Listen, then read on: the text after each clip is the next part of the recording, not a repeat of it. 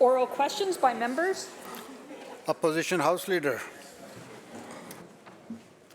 Thank you, Mr. Speaker. I think we can all agree that BC's healthcare system is in crisis. And we recognize National Nursing Week this week. And as we do so, we also acknowledge that burnout of healthcare professionals, and in particular nurses, has reached a level never seen before. In the gallery today, demanding action from the government include BC Nurses Union President Aman Grewal. And Aman recently said, and I quote, "On a daily basis, nurses are facing an unmanageable number of patients who need care. And despite all of their very best efforts, they're watching their patients suffer. Nurses are burnt out. It's reached a point where many are telling us they just can't do it anymore," end quote. So my question to the Premier is this: will the Premier tell the nurses in the gallery here today what he is going to do to take action to address the concerns of these nurses and the dire situation which is unfolding in BC's hospitals? Minister of Health.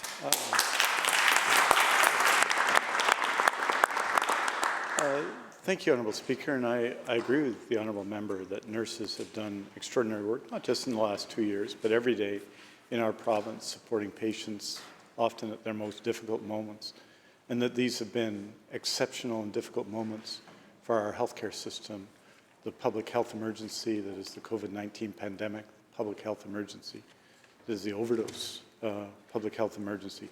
Both of these have put, in particular, extraordinary pressure on nurses.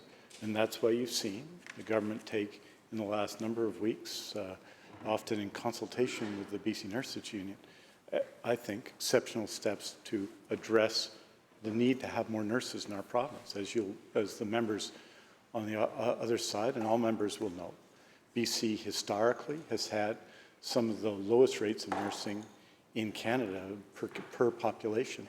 And we've made some moves to change that significantly in the last number of years. We've led Canada in the recruitment of new LPNs.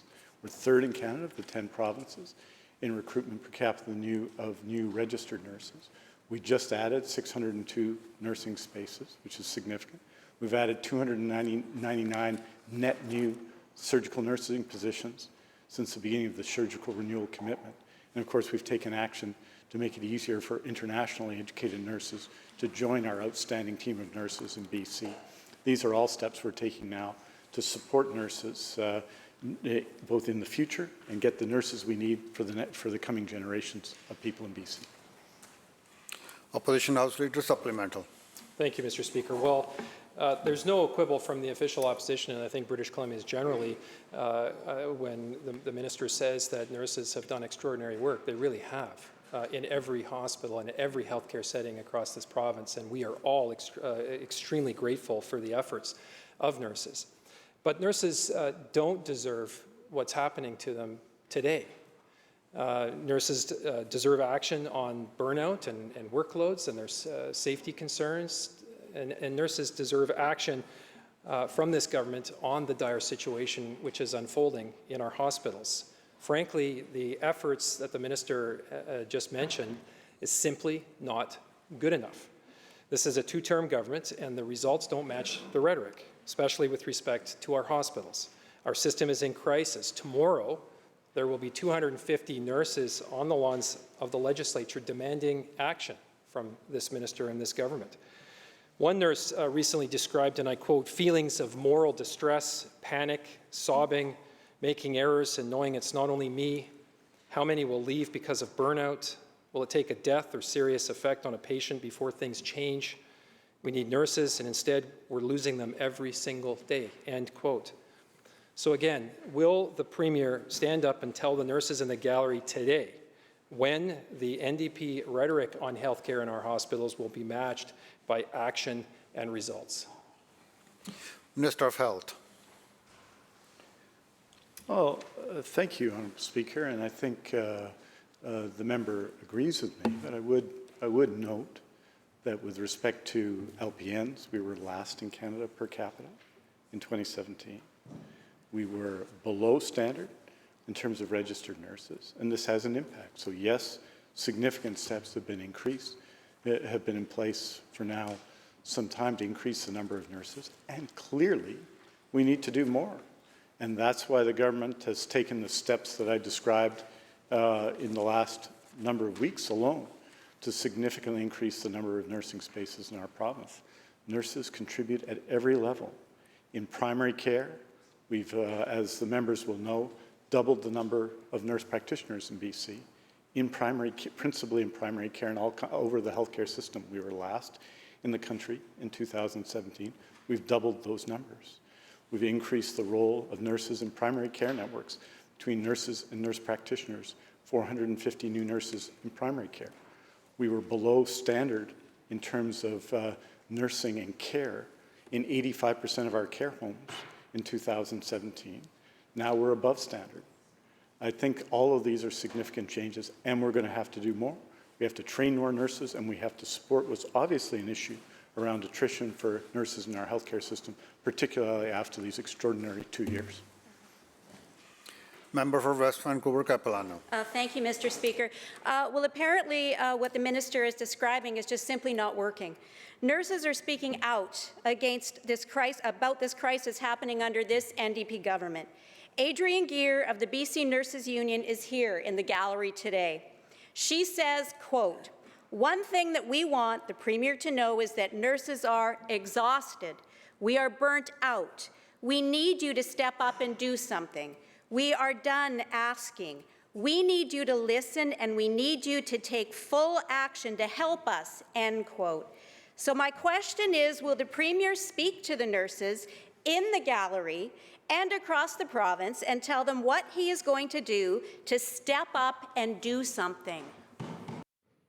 Minister of Health. Honourable Speaker, we did and have described, and by the way, when we announced 604 new nursing spaces in BC, we were there with the BC Nurses Union.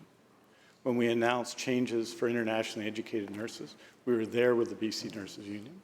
We're working with the BC Nurses Union every day, and they do an exceptional work representing nurses in our province.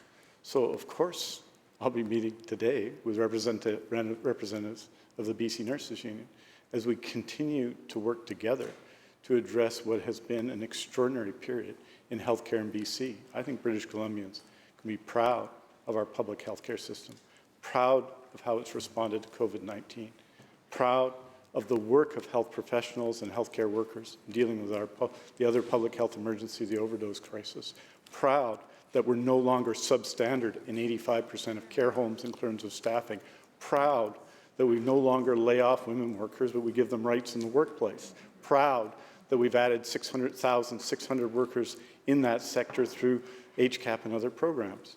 But we clearly need to do more. I meet with nurses on a regular basis. I hear from them. I hear their concerns about the quality of work, about the pressures of violence in the workplace, about the challenges they face, and we're going to continue to work with them to address those issues so that we don't just recruit more new nurses, but that we, of course, every day support the ones that are working in BC.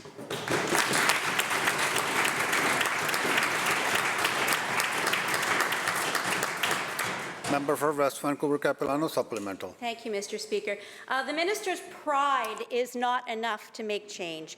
This crisis is hurting nurses and it's hurting patients. 82% of nurses say their mental health is suffering. 74% report that patient care has been compromised. This is what one nurse says, and I quote, "I haven't worked days or evenings for over 2 months without being short-staffed. This is a crisis. We are all getting burnt out and corners are being cut. It's unsafe," end quote.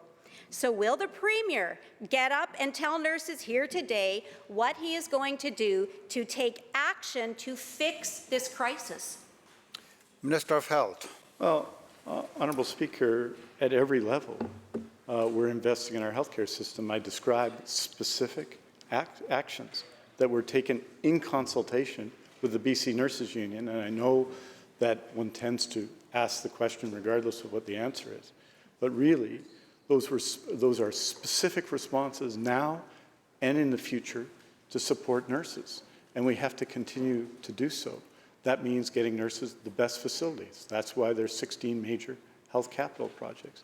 It means in long-term care, ensuring that that residents and nurses have the support they need to deliver the care that must be given in long-term care. That means increasing community nursing, which changed dramatically as a result of the pandemic, but also increased in terms of visits dramatically in 2018 and 2019 and 20. And of course in acute care, where we feel the problems and nurses feel the problems that the member describes so passionately and so personally. We need to continue to take steps to both ensure that we have the staffing we need in our acute care hospitals and the supports we need for the staff that are working in those hospitals today. Leader of the third party. Thank you, Honourable Speaker.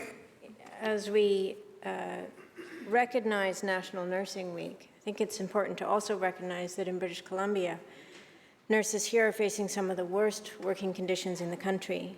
Staffing shortages put patients at risk, and nurses face the emotional toil. Nurses are being denied personal protective equipment, and a 2021 report from the BC Nurses Union found that over 2/3 of nurses interviewed were thinking of leaving their profession in the next 2 years. They're leaving due to burnout, bad workplace conditions, and stagnant salaries. BC Nurses Union President Aman Grainwall has said that nurses are, quote, not allowed to share this reality openly. And the minister will deny that there's a gag order, but the reality is clear. Nurses are afraid of being reprimanded for speaking out about the state of healthcare and their working conditions. My questions for you, Honourable Speaker, is to the Minister of Health. What is he doing to address the culture of fear within healthcare? Minister of Health. Honourable Speaker, all health authorities have whistleblower protection rules, as they should. All professionals in those health authorities have a duty to bring forward issues. They have a duty to, a professional duty to, one that they and we take very seriously. There's simply nothing in place that stops people from speaking out. And that's as it should be in a democratic society. I think our nurses in BC have very eloquent spokespeople. I think we'll hear them this week, very eloquent spokespeople who bring forward their issues all the time and represent nurses with passion and determination. BC can be very proud of its nurses and very proud of the BC Nurses Union. And we're going to continue to work, because it's fundamental and important to me, something I worked on for many years to support people working in healthcare and their right to speak out. It's important to me that people have the right to do so. It's also very important to me that, that we recognize the value of the public healthcare system, the exceptional work done by that system by any standard, national or international, you want to put forward over the last couple of years. And the credit for that is due to our nurses, our doctors, our health sciences professionals, our healthcare workers everywhere in BC.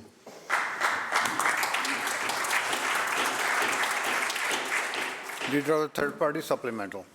Thank you, Honourable Speaker. And I think it's really important to recognize that a culture impacts the people that are working within that culture. And what I asked the minister about was the culture of fear that nurses and healthcare workers have in terms of speaking openly about their working conditions.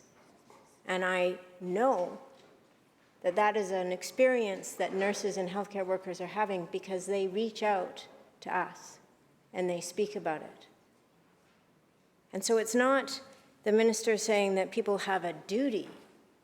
It is the reality that there is a culture of fear. And my question to him was specifically about what is he going to do to address that culture of fear, particularly in light of the conditions that nurses are facing right now, stagnating wages, the cost of registration fees, the cost of parking, the cost of living. Nurses are being emotionally, mentally, sometimes physically abused at work, and 82% of BCNU members say that their mental health has worsened and that they feel unsupported. I'm going to ask the minister again through you, Honourable Speaker, what does he intend to do to address the culture of fear that exists for nurses not wanting to speak about their working conditions? Minister of Health. Well, Speaker, I think what nurses who are never, in my experience, shy at expressing their views to me directly about their concerns with the public health care system, and will continue to do this, both when I visit facilities and when I meet with their representatives, and I would expect that to continue. We've just been through and are living through a pandemic that continues, where there are between, as of last Thursday, about 550 people in hospital with COVID-19, where we have a public health emergency that is the overdose crisis. I think the member would understand that typically, and certainly prior to 2017, we had lower than the Canadian average per capita number of nurses in BC. We were last in LPNs. And that has a significant impact now when the pressure is on and we need supports. I think the reality has been extremely difficult for our health sciences professionals, our healthcare workers, our nurses, our doctors, everyone in healthcare. I think the reality has been extremely difficult. I think they have responded exceptionally well. And we are going to continue to support them, both with more resources, recruiting more nurses, making it easier for people to become nurses, creating more nursing spaces, allowing for people within the profession to promote, to seek new forms of education, including becoming nurse practitioners. I think those are extraordinary successes that nurses themselves have achieved. And we have to continue to do that work every day to support them. And that will be what I will be continuing to do. And I think everyone involved in healthcare will be continuing to do. Member for Caribou-Chilcotin. Thank you, Mr. Speaker. And with all due respect, I think we're hearing from all levels in this field that what the minister is doing here is not working. Mr. Speaker, nurses continue to speak out about the healthcare crisis, and I want to quote another one. Our system cannot keep operating like this. We can't care for that patient in chronic pain. We cannot comfort the daughter sitting by their dying father. We cannot hold the hand of a lonely patient who has just been told they have terminal cancer. When nurses cannot do their jobs, it doesn't just hurt the nurses, it hurts the patients, end quote. Mr. Speaker, this is a heartbreaking quote from another nurse in this province that is afraid to be named. Will the Minister of Health do his part and tell the nurses here today when he is going to do his job and fix this crisis so that they can do their jobs? Minister of Health. Honourable Speaker, there's no nurses in BC who don't recognize that we were dramatically under the Canadian average in terms of nursing in 2017.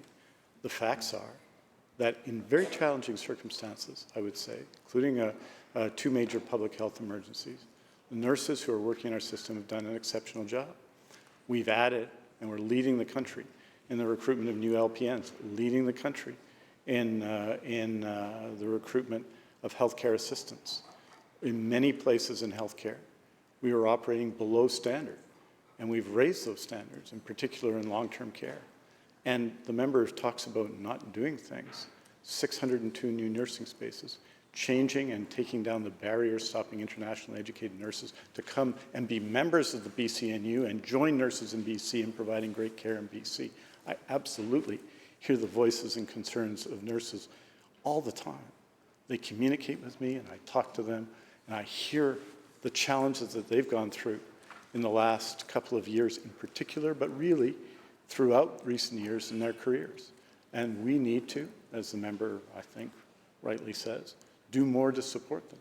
That includes more in the workplace to ensure that they aren't subject to violence, more in the workplace to support nurses. And that's what we're going to continue to work with the BCNU and other people in nursing to do. Member for Kamloops, North Thompson.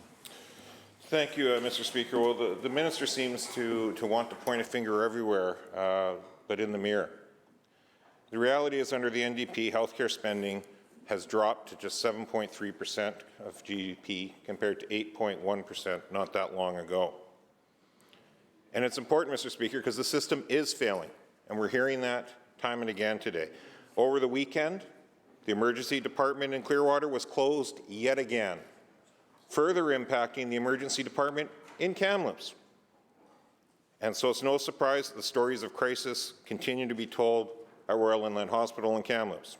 Here's what an emergency room physician had to say about this weekend, and I quote, "Yesterday evening, when the night shift came on, there were 3 ER nurses, only 3, Mr. Speaker, coming on to the shift. 3. All 40 beds in the department were occupied.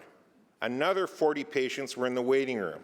It's so far from safe that it's hard to even remember what safe looks like." End quote, Mr. Speaker. 3 ER nurses for 40 people needing critical help with 40 more waiting.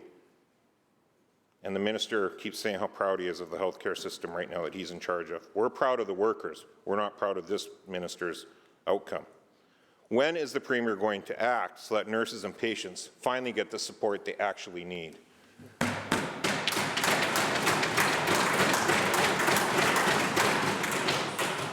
Minister of Health. Honourable Speaker, the exceptional actions that have taken place throughout our healthcare system over the last 2 years have resulted in some of the best outcomes in the world with respect to the COVID-19 pandemic. And that's the work of nurses, and the member is right to say they deserve credit.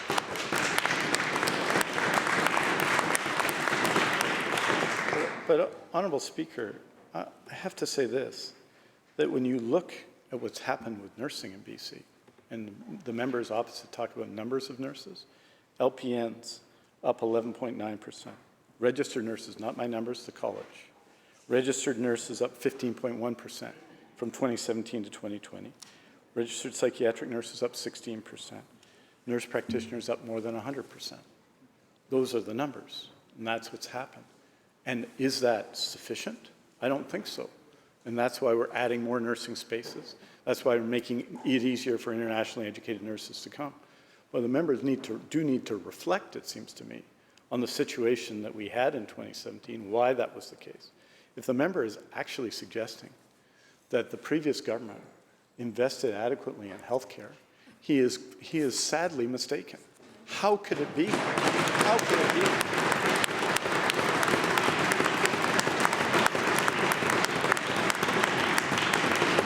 How could it be that the vast majority of long-term care homes, and yes, thankfully we took action to correct this, Honourable Speaker, in advance of the pandemic. Thankfully we did. And I'm talking about healthcare assistants and LPNs and registered nurses. 85% of care homes below standard. And the member is talking about that record? Yes, we took action to change that, and we're going to continue to take action to support nurses.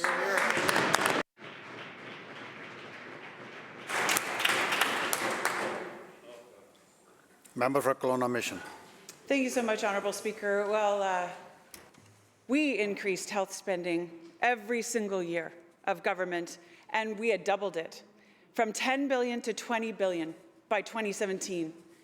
And I find it disappointing that the minister responds to the stories that we're bringing from the nurses with empty statistics or with rhetoric, because nurses are facing severe staffing shortages and stress without help from this government. I heard from a 20-year OR nurse this weekend who said her co-workers at the hospital are severely stressed. And I quote, "Emergency has 1 LPN for 54 patients. She's in tears. This place has completely fallen apart," end quote. Will the Premier act now to fix this system in crisis? Minister of Health.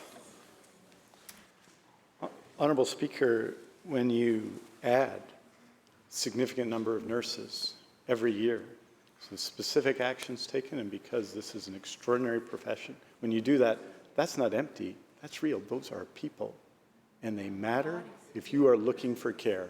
They matter if you're looking for care. And I would say to the honourable member that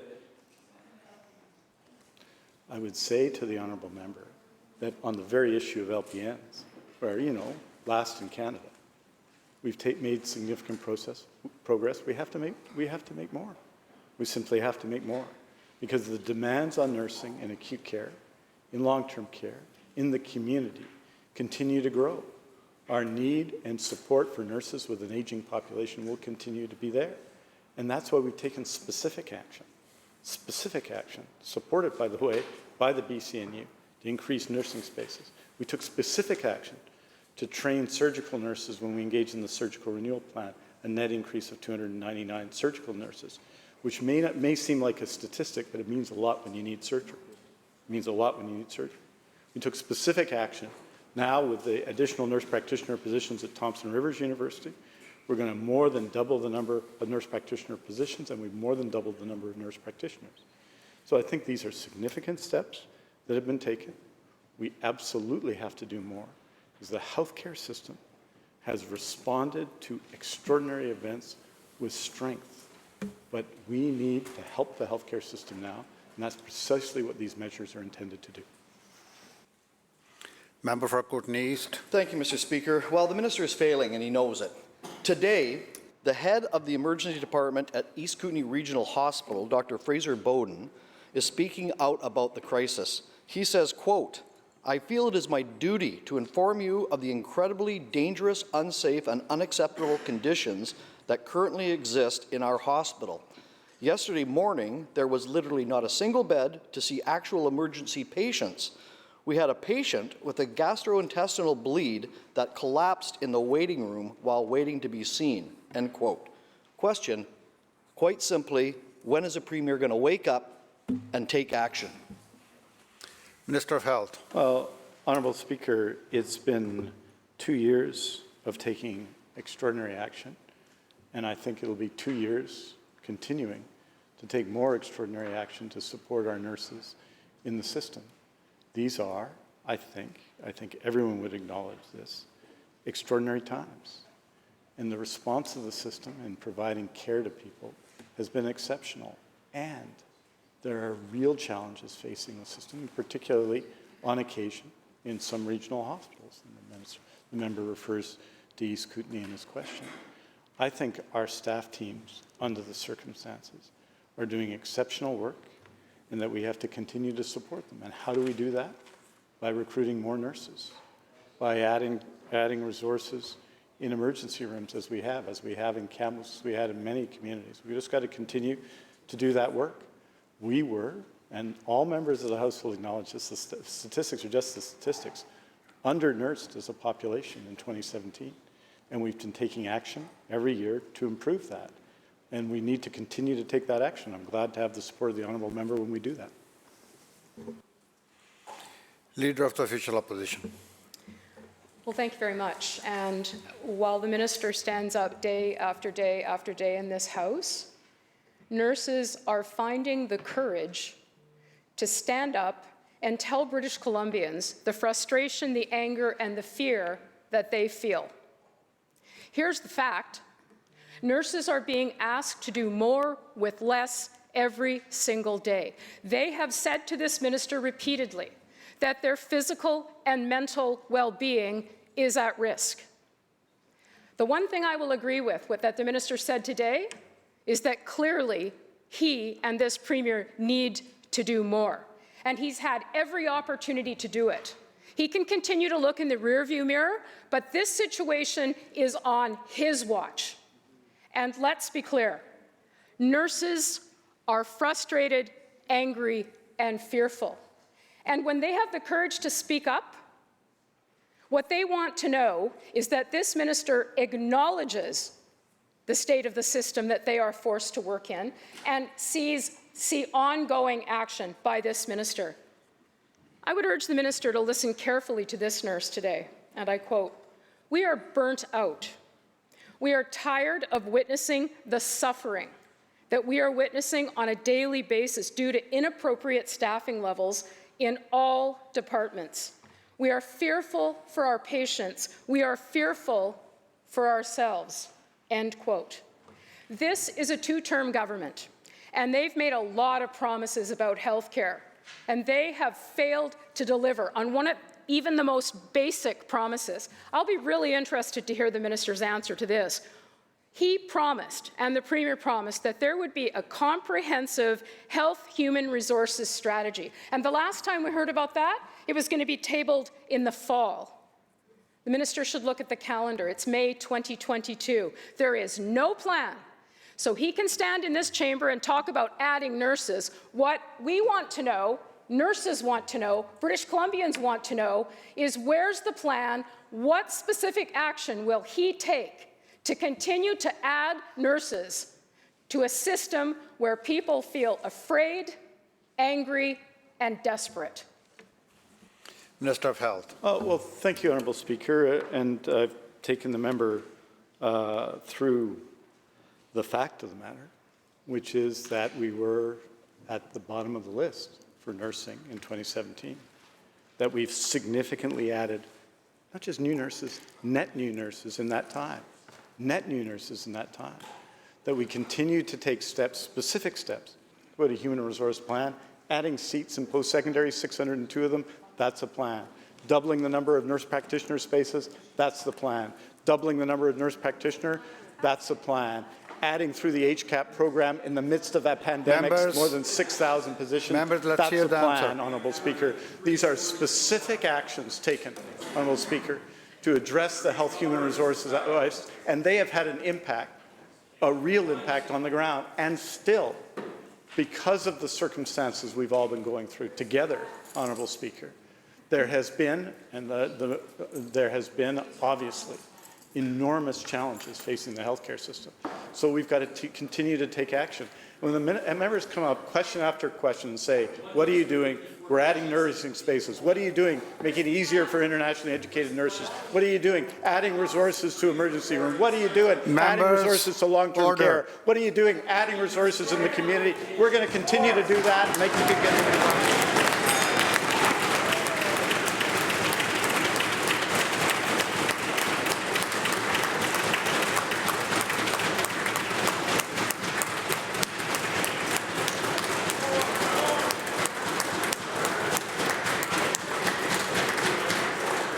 The bell ends the question period.